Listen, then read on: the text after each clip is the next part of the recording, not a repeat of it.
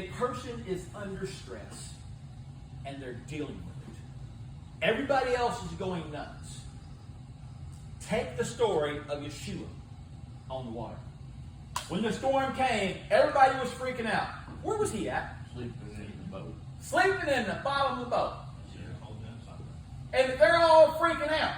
They're all freaking out because, oh, blah, blah, blah, blah. Who did they have with him? Man, if you're going to die, I can't think of a better person to die with than Yeshua and following him. That's about the best sign you're ever going to be that you're on the right path. Oh, Lord, you be the right path. Okay, you're following my son. Oh, I'm going to die. I'd much rather die there than die around going to the bar, coming home from the bar. You know, there's nothing worse than that. So the thing is that now we're looking at this thing. And he does what? Just calm down. What'd you wake me up for? You have little faith. If I wake up Amber in the middle of the night, Amber, what's that sound? I'm probably going to get yelled at. However, if she wakes me up with what's that sound, guess what? I better get out of bed. It's my job. But however, I want to... you wake up in the middle of the night, and all you want to do is just put your arm around your wife and just hold her and just let her know you love her. Y'all relate to all that. So, again, when we're looking at stress, it is to bring us to the point where we are the righteous ones. And we are the ones that can understand the true nature of all this. We embrace our stress as God testing us. Or as well as the antagonist coming to test us to see where your faith is. And how you react, how you respond, it tells you exactly where your faith is. Am I wrong? So the next time we're under stress, the next time we're under pressure, this thing is we have to understand something. Stress as a word does not exist in the Bible. Which is kind of crazy. It doesn't exist. We made it. We have cast a spell upon 5 letters to tell us how we feel. So, can I ask a question? Uh-huh. If it's not, but did you break it down in Hebrew alphabet? I didn't break down stress. No, but could you, I'm saying, if it's not in there? There's no word. There's other words So that will. everything that comes from the Hebrew alphabet, I guess every word can't be translated.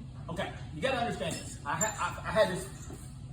My problem is that I don't know about y'all. I've got this thing wrong with my brain.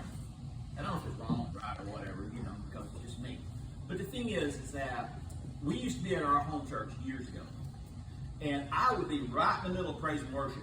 At the same time, I'm in the middle of praise and worship, singing a song. My mind's somewhere else. I'm thinking about something else, and I would come to. In other words, I kind of wake up and I'm like, "What was I singing?" I wonder what words I was singing because my mind was thinking about something else when I'm going through here. So my mind is, I operate on 2 channels normally. Sometimes I operate on about 4 channels. Yesterday was based upon this fact right here. Do you realize that everything from this came from one word? You have to go through the verse to find the word that stuck to you. Okay? I ain't even got to the prayers thing. Prayers is, oh my gosh, what's what we talked about yesterday. He says all kinds of prayers. All kinds. I hadn't really caught that, but I look for anomalies, little things that step out.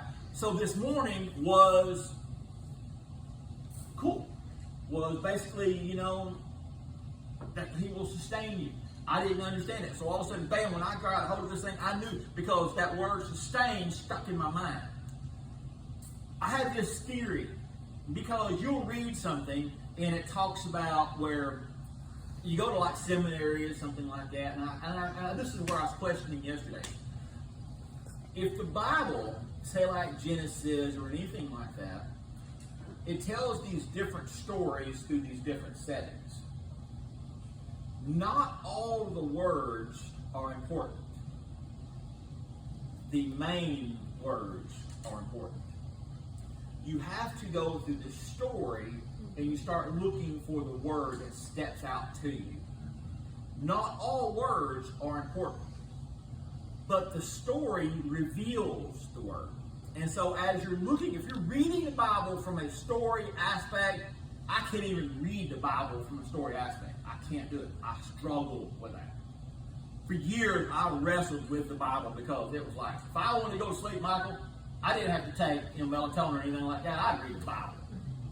5 minutes, bam, I'm out. I'll be gone. The only thing that put me in bed faster than to read the Bible was praying. Again, when I've learned and I grew, I found that within the words, and so I had this theory that all the stories and all this stuff, they're all important, but yet they're all bringing focus points upon certain words. And these certain words is God trying to relate to a circumstance. So we have to take that certain word. So as an example, do you know how many letters are in the Hebrew alphabet? 22.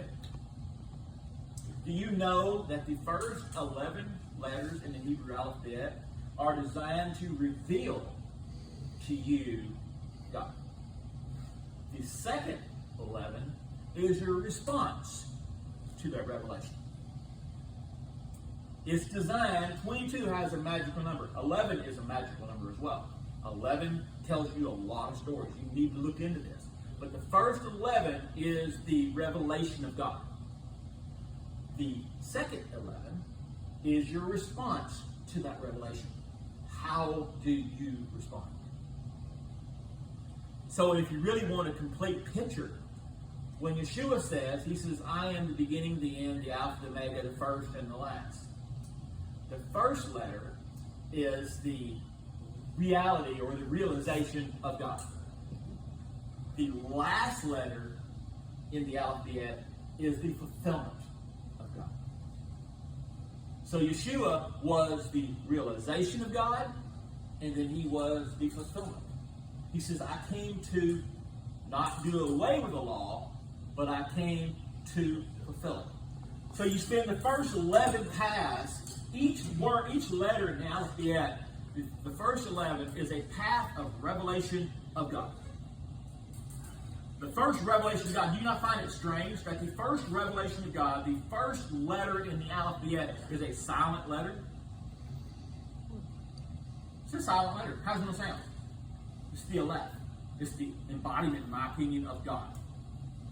But in reality, what is your first revelation of God? That God is what? If the letter is silent, then God is He moves in unseen ways. We want an answer. If the alphabet tells us that God doesn't.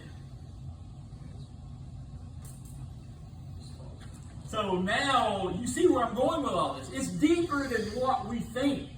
But in reality, the alphabet is something that the Hebrew children were taught as children. Because it is the building blocks with which the universe was adjusted and built, the explanation of God. So our words and stuff should have been centered around that and built from that. But now, what letters are missing?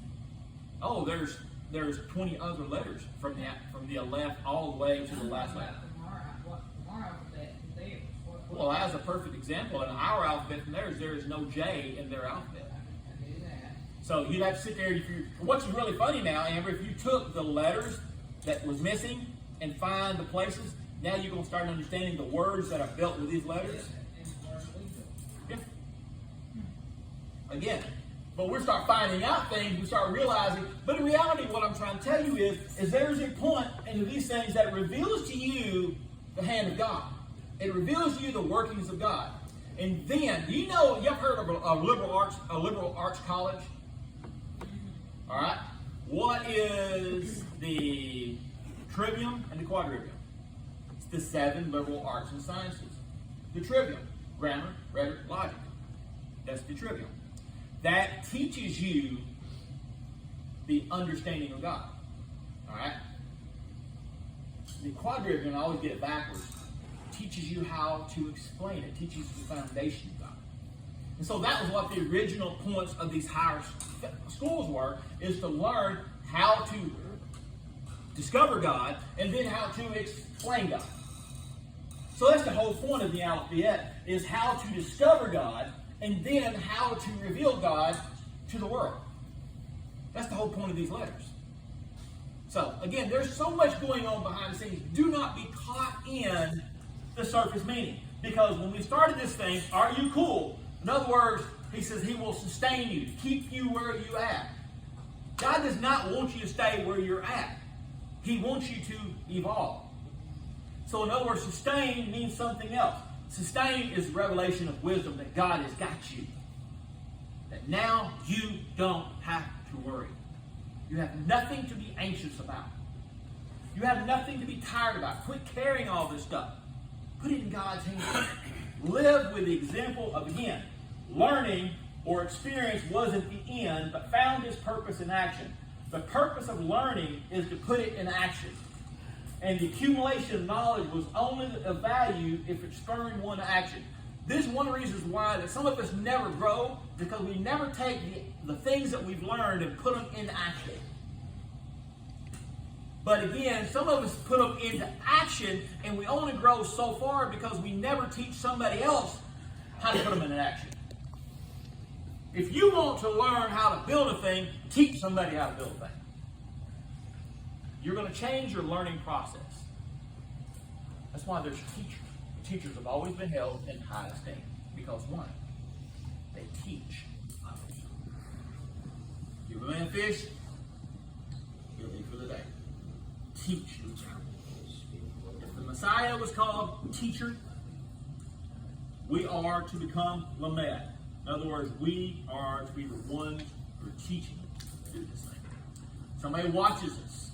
Preach at all times, and if you have to, use the words. How many people are going to watch you tomorrow become a ball of stress, and they're going to go, well, he ain't got no faith?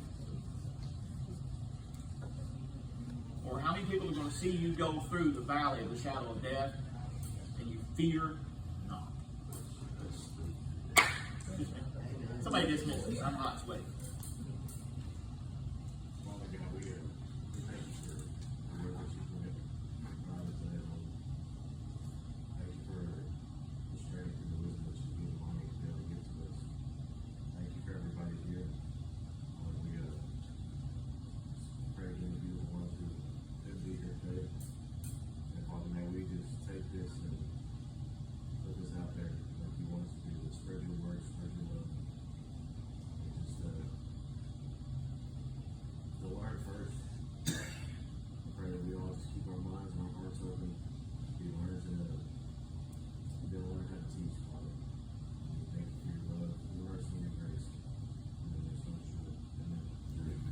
So do you not find it funny that